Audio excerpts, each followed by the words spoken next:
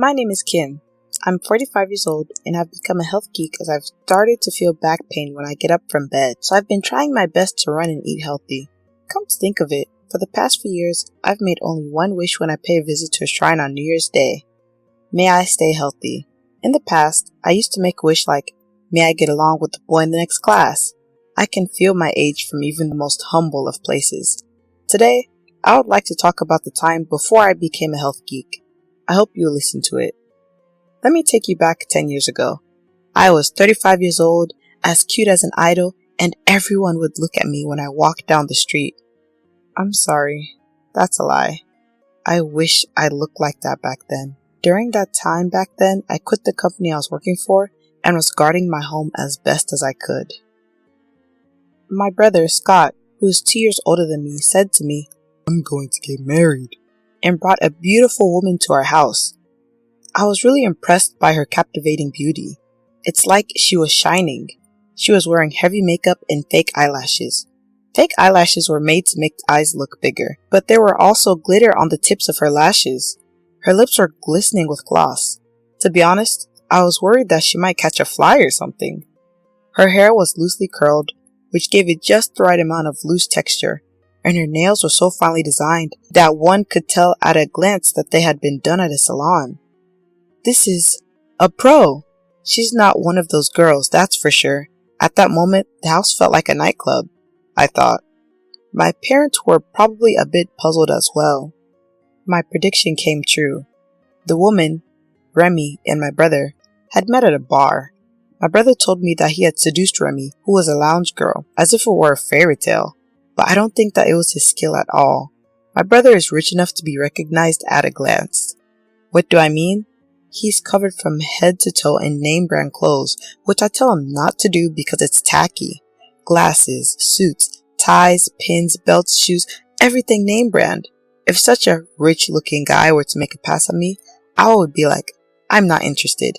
I would fold my arms and say just that. A brand name wallet covered in jewelry.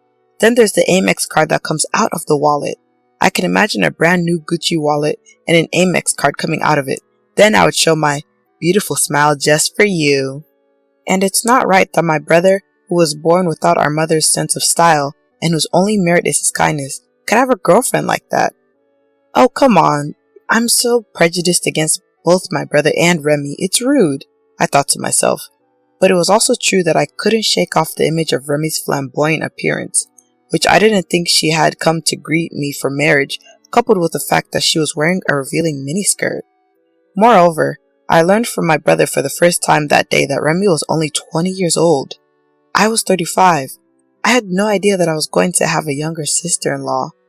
I already didn't know how I should behave. Remy-chan, no. Sister? My head was in turmoil. My mother said, 37 and 20? My father said, if my son chooses.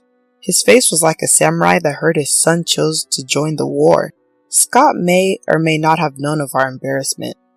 I'm going to marry Scott, so please take care of me. Remy laughed in a nonchalant manner. We were stunned from start to finish as we literally received only a marriage report without any lively conversation from Remy. One night later, my brother said to me, I'm sure you must have felt embarrassed, and I understand how you feel. I want you to come to a dinner party with me and Remy next time. If you just relax and talk to her, you'll see that she's a good girl, he said. It is true that we have fixed our impression of Remy by her appearance and the way she speaks. Maybe she is a good girl if we talk to her. I didn't talk to Remy much yesterday. I was not keen on the idea, but I decided to get to know Remy properly for the sake of his happiness. My parents seemed to feel the same way, and with the agreement of everyone in the family, a dinner party hosted by Scott was held the following weekend. Surprisingly, the mood at the dinner was friendly from start to finish. When you think about it, Remy is a lounge girl. In other words, she is in the hospitality business. She had the skill to draw out good conversation even from people like our family, who were a bit more reserved. She would talk about Scott and other topics, so we never lost track of what she was talking about. From the outside, Remy gave the impression of living in a different world from ours. I was prejudiced. I'm sorry. I reflected on that. Then, a problem arose when I was about to return to my seat after leaving the restroom at the restaurant. No, they were all really plain, especially his mother, with her face full of spots and wrinkles. I really can't take it like that. I don't want to grow old like that. I thought they were rich, but their house was normal. I really think I married him too soon.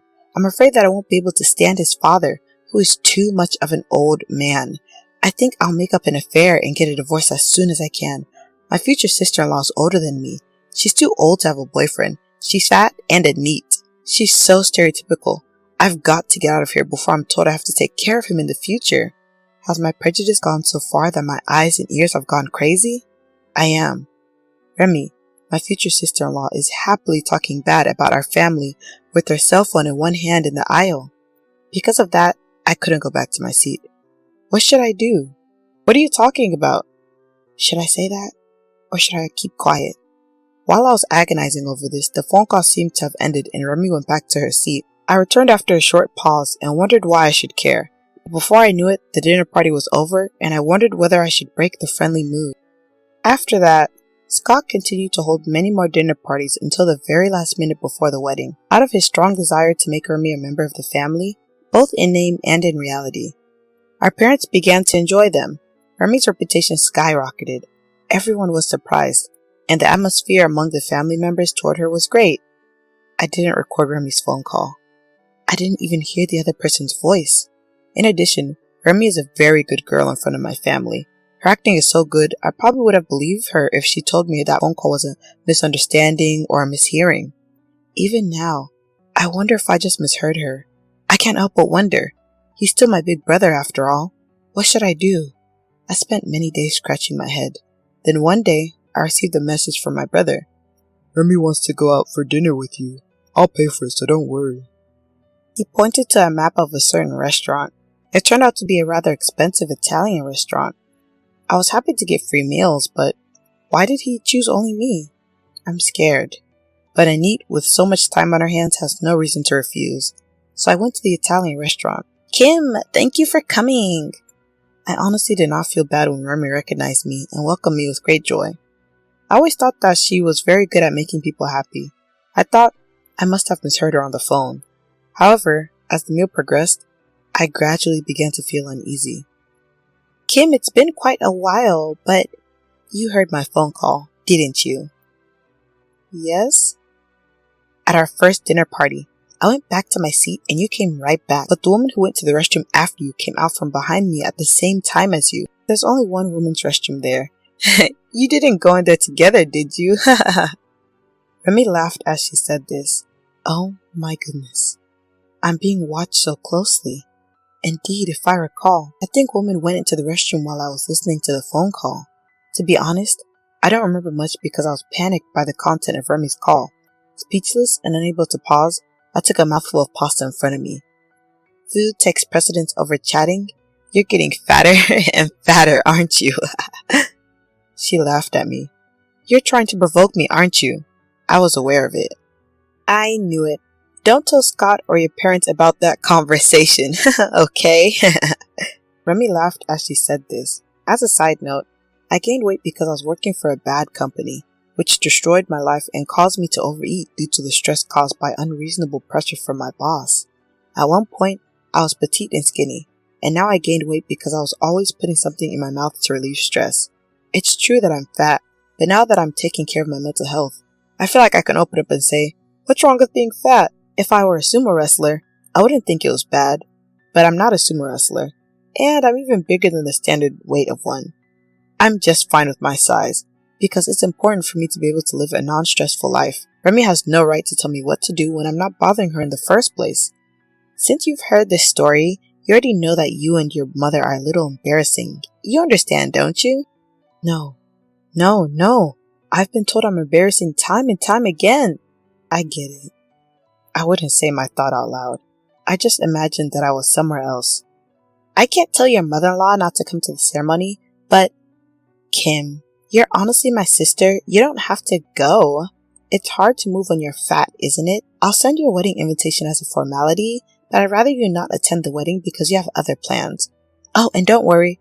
I'll get your congratulatory gift. $1,500? I should even get more from you than that. Do you really think Anit has such important plans that she has to cancel attending her brother's wedding? There's no such thing as too fat to move when I've come all the way to this restaurant. I calmed down the desire to plunge my clenched fist into Remy's face. I understand. I'll be absent as you wish. I don't care about anything.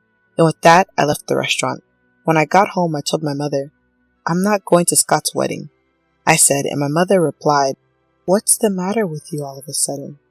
My mother panicked, and my father said, What's going on? My father wondered. Remy told me that she'll take the congratulatory gift of $1,500 from me and ask me not to come to the wedding. Fat people are embarrassing.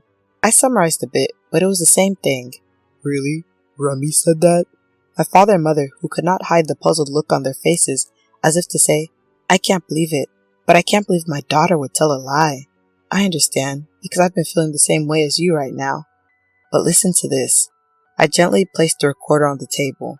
Yes, we were eating alone this time, so I had it with me just in case something happened. I wanted to have proof this time. When Remy asked me if I had been eavesdropping on her phone calls, I turned it on. When my parents heard the recording, they turned pale, angry, red, and negative 100 times. After hearing everything, She mocked my family! My father yelled and slammed his hands on his desk. I told him that I was wary of Remy because she had said something similar at the first dinner party. He brought a nasty wife. My mother's head was in her hands. No, she's not his wife yet. My brother hasn't registered his marriage yet. My parents looked at me with surprise. I see. No, but what about the wedding? If we offer to cancel it, isn't Scott the one who will ask for a cancellation fee? My father said anxiously. Don't worry, I have a good idea. I won't let you lose a penny, I replied emphatically. We then split up and called Scott's invited guests one by one to inform them to cancel their participation for the wedding. I set up a web-based recording of the call so that the people who would be attending would know what had happened. Of course, I could have told them what had happened verbally, but I wanted those who didn't believe me to be able to listen to the live audio. It's not obvious at first sight, but it is obvious at first hearing. On the phone, we apologized for being lenient in our choice of wife and for getting everyone involved, and sincerely told them why we didn't want them to attend. I would be lying if I said I wasn't anxious. It would be like exposing the family's pettiness, and I was afraid that no one would listen to such an outrageous request, and that I would be disowned by my relatives. But when I picked up the phone and said, My parents want to help their precious son, and we know it's selfish of us, but please help, surprisingly, everyone agreed with us. You can't let him marry like that. I was even scolded. He was right. In the end, we managed to inform everyone about the situation and get them to not attend the wedding. We told the wedding hall that due to a series of circumstances, the groom's side would not be attending, except for people from his business whom we did not have contact information for. We were sorry to have caused so much trouble. If that's the case, then there's nothing to be done about that. I was able to convince them. I think it was more like the heart of the person in charge was moved, rather than the consensus of the wedding hall. I may have given them a hard time behind the scenes, but I will surely remember this kind gesture. Next was Scott. 3 weeks before the wedding, I told him that everyone would not be attending. He was stunned after I told him everything about Remy. I understand, he said. If my brother thinks he wants to get married no matter what, this plan would fail, but that's my sister's instinct. I'm sure he'll be fine. Finally, late on the night before the wedding, a storm broke out at our house. What's going on? Remy stormed into our house with her parents. Scott was behind them. Oh, Remy, what's wrong? My mother said, as if nothing was wrong. What do you mean, what's wrong? Suddenly this week, the number of calls saying they won't be at the wedding slowly increased. I thought it was strange, so I asked Scott about it, and he said that his family won't be there either. What is this on a beautiful day? That's as it should be. We had asked everyone in the wedding hall to cancel their participation early, but we had told them to notify their absence at the last minute. If I had at least kept quiet about the phone call until the wedding, the ceremony would have gone off without a hitch, but Remy went out of her way to contact me. I was convinced that her character, which is unexpectedly reserved and acts immediately when she gets an idea, would be exposed by making me feel rushed. You said that this family is embarrassing. You didn't want his parents to come to the ceremony either. I just told it like it is, and all the relatives decided not to go, okay? Don't lie to me. How could you try to ruin such an important day with a lie? The number of attendees is less than half. What are you going to do about it? Remy's father and mother were half crazy. Poor Remy. They hugged her close. What do you mean by this? Do you mean you want to break up the marriage? Remy's mother glared at us sharply, but that was not for us to answer. Scott, I don't think so, but are you just going to stand there the whole time? I asked him, but he looked as if he didn't know what he should do. What do you want to do? The most important thing to remember is that you are the one who has to decide what to do. Do you want to get married? At my words, my father said, I don't approve, he said, but I restrained him. It was important to let Scott give his own answer so that he would have no regrets. This is the woman he vowed to marry. This is her true nature. She's an evil woman. I can understand why it would be hard to believe right away, but my brother is not a man without judgment. I believed in him. I loved Remy, and I really wanted to marry her. You see, Scott's also saying this, so you freaks should look at the situation properly. Remy, thinking she had my brother's words behind her and perhaps loosening up, unintentionally called us, you freaks. My brother seemed to have noticed the change and laughed sadly. Oh, wow. I'm really not a good judge of character. I've never been in love, so when I thought I was going to marry a beautiful girl, I got all excited. That's because you have a track record of being unattractive for your entire life, but you keep your expectations too high. Look in the mirror of reality. That's right. The blood of unattractiveness runs in my family from the generation of my great-grandfathers who passed away. This family has been unpopular for generations. You too should be proud to be unpopular. Hey, I was never unpopular. Mom, don't lie to us. My parents and I were torturing Scott. He laughed. I'm glad I had a good relationship, even if it was only for a while. I've made up my mind. I'm not going to get married. At that moment, my parents' expressions brightened, and I gave them a high five. Wait, what's going on? You can't just decide on your own and then yell and scream about it with your family. Remy shouted angrily. That's right. The wedding is tomorrow. Please take this more seriously. What is this family embarrassment you've been talking about? It was Remy's mother who asked me that. Finally, this question came. It was like a gut punch. Well, if she hadn't come to me, I would have just told her myself someday, but it's more likely to resonate with the other person if she is interested and asks me. If I tried to force them to listen, they would just ignore me. Why, thank you for asking. Let me show you why the wedding is cancelled. I played back the audio. Remy's parents' faces gradually turned pale as they listened to the audio. This is why. But Remy was strangely calm. I've heard her say many things about our family in addition to this recording. That's why I was the only one called on this day. And the fact that she herself mentioned it in the audio as the reason why she wanted to see me is the best proof of that. To my words, Remy said, "It's fake." And Remy's parents shook their heads. I'm sorry. My child is entirely to blame. It was Remy's father who spoke up first. I was trying to raise her in a carefree way, but it seems I gave her too much freedom. I'm sorry for causing you trouble. Seeing the father bowing deeply. What? Remy was upset. Wait a minute, Dad! Why are you apologizing? You apologize too. Without a pause, it was Remy's mother who raised her voice. I had no idea that you had become such an insultingly rude girl. I came to your house because I believed in you, and you have brought me so much embarrassment. Don't make me apologize to the family's father. What? What's wrong with you? Even you, Mother? Aren't you on my side? At that moment, Remy's father slapped her cheek with a loud smack. That's enough.